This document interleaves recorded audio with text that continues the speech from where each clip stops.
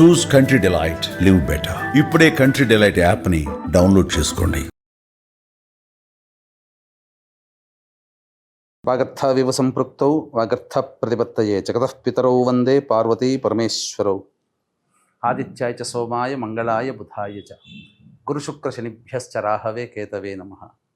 శృంగేరి జగద్గురు పీఠాధిపతులకి, కంచి పీఠాధిపతులకి నమస్కారములు తెలియజేసుకుంటూ కార్యక్రమాన్ని ప్రారంభిద్దాం. ద్వాదశ రాశులకు సంబంధించి 1 జూలై నుంచి 15 జూలై వరకు వివిధ రాశుల్లో జన్మించినటువంటి వారికి ఏ విధంగా ఉండబోతుందో తెలుసుకునే ముందు గ్రహ సంచారం గురించి తెలుసుకుందాం. వృషభ రాశిలో శుక్రుడు, అలాగే మిథునంలో రవి గురువు, కర్కాటకంలో బుధుడు, సింహంలో కుజ కేతువు, అలాగే కుంభంలో రాహువు, శని మీనంలో 13 జూలై నుంచి శని వక్రీకరించే స్థితి పొంది ఉంటారు. అయితే ప్రధానంగా గమనించుకున్నట్లయితే చాలామంది ప్రేక్షకుల్లో ఉన్నటువంటి చాలా సందేహాలు, కొన్ని చెప్పినటువంటి విషయాల్లో కొన్ని మాకు ఫలితాలు సరిపోవట్లేవు అని అంటున్నారు. అంటే దీని అర్థము చాలామంది చూసుకునేటువంటిది సన్ జొడాయిక్ సైన్ ద్వారా చూసుకుంటున్నారు. అంటే ఈ ఉదాహరణకు చెప్తున్నాను, 23 జూలై నుంచి 22 ఆగస్టు మధ్యలో పుట్టినటువంటి వాళ్ళకి లియో సైన్ అని చెప్తారు. కాబట్టి సింహరాశి గురించి చెప్పేటప్పుడు 23 జూలై నుంచి 22 ఆగస్టు మధ్యలో పుట్టిన వాళ్ళు చూసుకుంటున్నారు. అది తప్పు.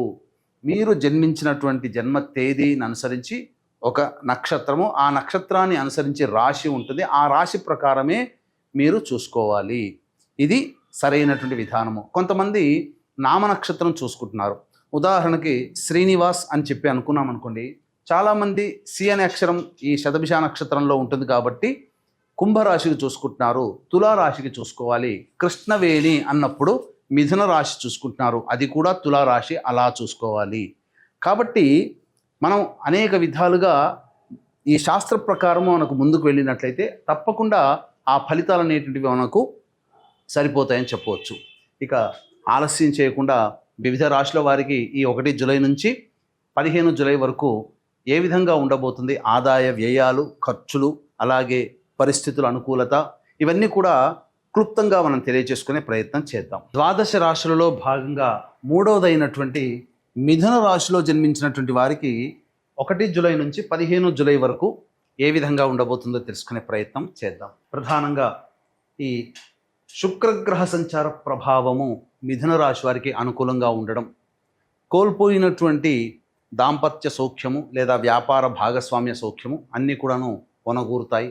ముఖ్యంగా గృహోపకరణాలను కొనుగోలు చేస్తారు. అన్ని విధాలుగా అనుకూలంగా ఉండేటువంటి సమయంగా ఈ శుక్రగ్రహ సంచార ప్రభావం చెప్పవచ్చు. అయితే రవి గురు సంచార ప్రభావమే అనుకూలంగా లేదు. రాశిలోనే సంచారం చేస్తున్నటువంటి ఈ కారణం చేత కొంత వృత్తి ఉద్యోగ వ్యాపార సంబంధమైనటువంటి విషయాల్లో భయాందోళనలు కానీ, అనవసరమైనటువంటి డబ్బులు ఇన్వెస్ట్మెంట్ చేసే అవకాశం కానీ జరిగే అవకాశం ఉంది. కాబట్టి ధనపరమైనటువంటి విషయాల్లో జాగ్రత్తలు పాటించండి. ముఖ్యంగా ఉద్యోగస్తులు చాలా నిబద్ధతతో, అప్రమత్తతతో తమ విధులు నిర్వర్తించుకోవాల్సినటువంటి పరిస్థితి. ప్రభుత్వ రంగంలో పనిచేసేటువంటి వ్యక్తులకి అనుకూలంగా లేని కారణం చేత ఇష్టం లేని ప్రాంతాలకి బదిలీలు అయ్యే అవకాశము గోచరమవుతుంది. ఇది ప్రధానంగా రవి గ్రహము గురుగ్రహ సంచార ప్రభావం మిథున రాశి వారికి జరిగేటువంటి సందర్భం. అయితే దేవతా కార్యక్రమాల్లో చక్కగా ఆనందంగా పాల్గొంటారు, సద్వ్యయమే అవుతుందని చెప్పవచ్చు. ఇక బుధగ్రహ సంచారము ఇది సంపూర్ణముగా యోగించేటువంటి పరిస్థితి ఈ యొక్క మిథున రాశి వారికి. పెట్టుబడులు కనుక పెట్టినట్లయితే కొంతవరకు మీకు లాభము చేకూరే అవకాశం గోచరమవుతుంది. ముఖ్యంగా రాని బాకీలు వసూలవుతాయి. వ్యాపారస్తులైతే నూతనమైనటువంటి పంథాలో వెళ్ళే అవకాశం ఉంటుంది. ప్రణాళికలు రచిస్తారు. కొత్తవిగా మీరు మార్పులు మీ యొక్క వృత్తి వ్యాపారాల్లో తీసుకొని వస్తారు. తద్వారా మీరు అనుకున్నటువంటి లక్ష్యానికి మార్గాలు ఏర్పడతాయి. తద్వారా భవిష్యత్తుని సొంతం చేసుకునే అవకాశం మీకు చక్కగా వీలు కలుగుతుందని చెప్పవచ్చు. ఇక కుజ కేతు యొక్క సంచార ప్రభావము కూడా అనుకూలముగా ఉన్నటువంటి కారణము. ఈ కారణం చేత మీలో ధైర్యము చాలా ఎక్కువగా వస్తుంది. ఏదైనా కానీ ముందడుగు వేసే పరిస్థితి కలుగుతుంది. అనూహ్యముగా మీ శత్రులే మీకు పాదాక్రాంతులయ్యే అవకాశం ఉంటుంది. అన్ని విషయాల్లో వివాదాల్లో మీరే పైచేయి విజయాన్ని సాధిస్తారు. ఒక రకంగా చెప్పాలి అనంటే కుజకేతులు మీకు సంపూర్ణముగా యోగించబోతున్నారు. ఏ రాశి వారికైనా కొన్ని ఇబ్బందికర పరిస్థితులు ఉన్నా ఈ మిథున రాశి వారికి కుజకేతుల యొక్క సంపూర్ణ మద్దతు వల్ల అన్ని రంగాలలో ఉన్నటువంటి వాళ్ళకి మంచి పరిస్థితులు కలుగుతాయని చెప్పవచ్చు. ఇక రాహుగ్రహ సంచార ప్రభావం ప్రధానంగా ఈ వ్యాపార సంబంధమైనటువంటి విషయాల్లో పాత వాటికి సంబంధించినటువంటి విషయాలు చర్చకు వస్తాయి. అంటే పాతకి సంబంధించినగా ఇంతకుముందు సంబంధించినటువంటి ఈ యొక్క ప్రణాళికలు కావచ్చు, లేకపోతే జరిగినటువంటి సంఘటనలు కావచ్చు, వాటిని మళ్ళీ నెమరు వేసుకునే అవకాశాలు కానీ, లేకపోతే గతం తాలూకు సంబంధించినటువంటి వ్యక్తులు మళ్ళీ మీ జీవితంలో ప్రవేశించడం కానీ, లేదా ఆస్తి సంబంధమైనటువంటి విషయాల్లో మీకు ఒక నిర్ధారణకు వచ్చే అవకాశం కానీ గోచరమవుతుంది. ఇది చెప్పవచ్చు. తండ్రి గారి ఆరోగ్యం పట్ల శ్రద్ధ వహించాల్సినటువంటి పరిస్థితి. ఇక చూసుకున్నట్లయితే దశమ శని ప్రభావం అనేటువంటిది మిథున రాశి వారికి కొంత కాలముగా అనుకూలంగా లేదు. చేస్తున్నటువంటి వృత్తి సంబంధించినటువంటి వ్యవహారాల్లో మీకు అనుకూలంగా లేదు. కానీ 9వ తారీఖు నుంచి శని వక్రీకరించినటువంటి కారణం చేత కొంత వెసులుబాటు, మీరు చేసేటువంటి పనులలో మీకు ఆధిక్యత, ఇతరుల సహాయ సహకారాలు, ముఖ్యంగా కింది స్థాయిలో పనిచేసేటువంటి వ్యక్తుల సహాయ సహకారాలు మీకు సంపూర్ణంగా లభించడం చాలా అదృష్టమని చెప్పవచ్చు. తర్వాత చెప్పొచ్చేది ఏమిటంటే ఒక రవి గురువు యొక్క సంచార ప్రభావము అనుకూలంగా లేదు. మిగతా అన్ని గ్రహాలు కూడా మీకు సంపూర్ణముగా మద్దతు తెలుపుతున్నాయి. మీరు చేసే పనులకి అనుకూలతను కలిగిస్తాయి. అనగా ఆమోదాన్ని మిగతా గ్రహాలన్నీ తెలియచేస్తున్నాయి, రవి గురులు తప్ప. కాబట్టి ధైర్యంగా ముందడుగు వేసే ప్రయత్నం చేయండి. ఉద్యోగస్తులలో కాస్త అభద్రతా భావం ఉన్నప్పటికీ ముందడుగు వేయండి. నిరుద్యోగస్తులు నిజాయితీగా బాగా కష్టపడండి. తప్పకుండా భవిష్యత్తు మీకు అనుకూలంగా ఉండబోతుందనే విషయం తెలుసుకోవాలి.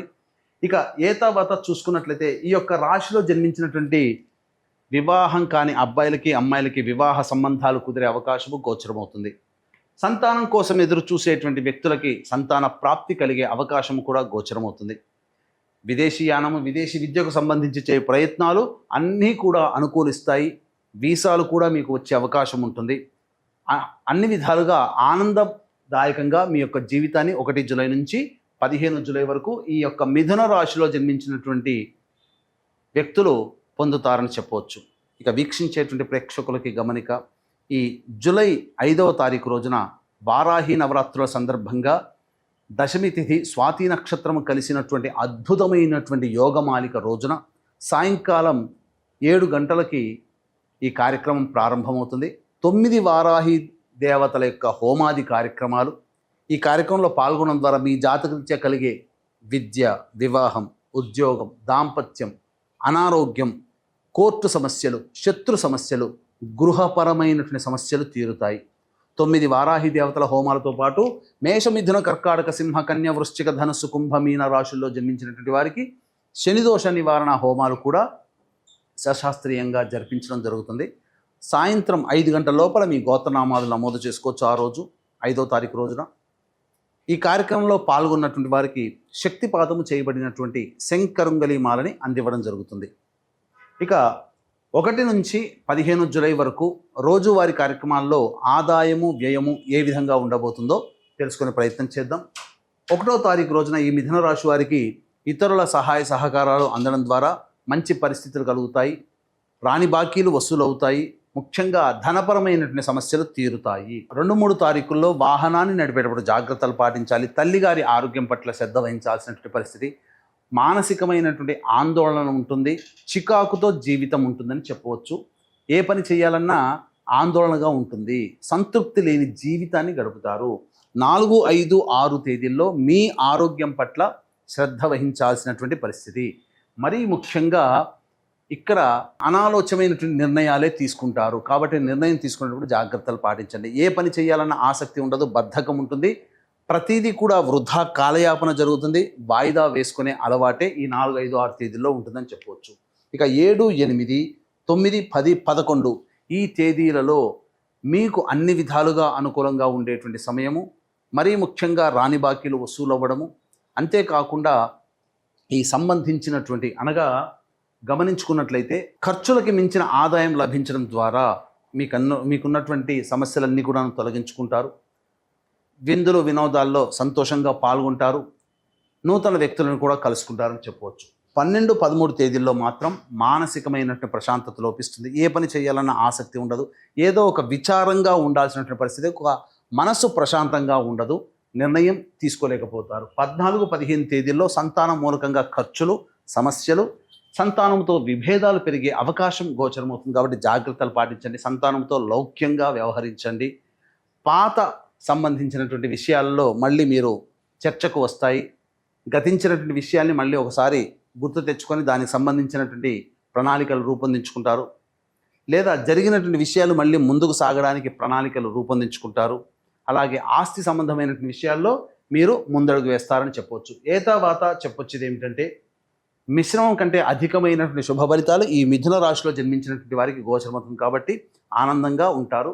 సమస్యలు సాధారణంగా వచ్చేటువంటి సమస్యలు ఏవైతే ఉంటాయో ప్రతిరోజు కూడాను ప్రదోషకాల సమయంలో వీలు కుదిరినప్పుడల్లా 1 నుంచి 15వ తారీఖు లోపల ఎప్పుడు కుదిరినా శివాలయ సందర్శనం, అర్చన కార్యక్రమం అనేటువంటిది చేసినట్లయితే చాలా సమస్యలు తగ్గుముఖం పడతాయి. ఇప్పుడు చెప్పినటువంటి సమస్యల కంటే ఇంకా ఎక్కువగా మీరు సమస్యలు ఎదుర్కొంటున్నట్లయితే దగ్గరలోని మంచి ఉపాసనా పరులైనటువంటి జ్యోతిష్యులను సంప్రదించి వారి సలహాల సూచనలు కనుక పాటిస్తే మరింత మెరుగైనటువంటి పరిస్థితిలో ఉంటారని తెలియజేస్తూ సర్వం శ్రీ ఉమామహేశ్వర పరబ్రహ్మార్పణమస్తు.